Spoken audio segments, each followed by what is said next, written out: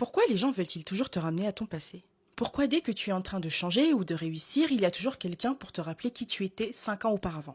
T'as bien maigri, ma chérie. Pourtant, avant, je me rappelle que t'aimais bien la cantine, hein. Toi, tu t'es mariée et ta femme, elle sait comment t'étais avant?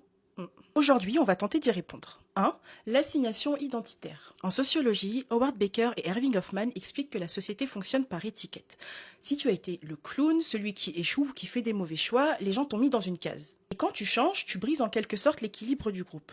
Et ton évolution va représenter une certaine menace pour leur propre stabilité. En te rappelant ton passé, ils pratiquent l'assignation identitaire. C'est une manière de te mettre des menottes pour éviter que tu ne t'envoles trop loin des valeurs du clan. 2. La dissonance cognitive. Psychologiquement, ton changement va créer chez les autres une dissonance cognitive, parce qu'ils ont une image fixe de toi dans leur tête. Donc te voir changer va créer un inconfort mental. Et face à cet inconfort, il y a deux solutions. La première, accepter que tu as changé, ce qui va demander un effort.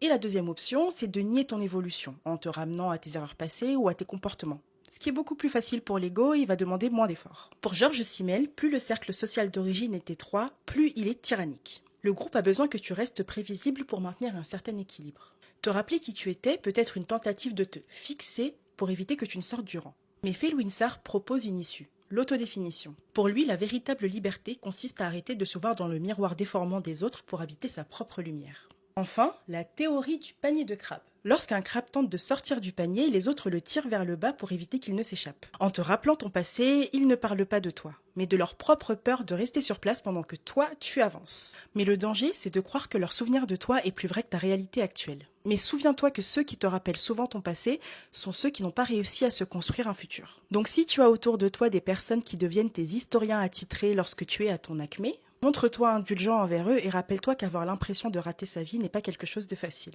Surtout lorsqu'on ignore qu'on ne peut pas voir son avenir quand on reste coincé à regarder le passé des autres. Bref, dis-moi ce que tu en penses et n'oublie pas de t'abonner.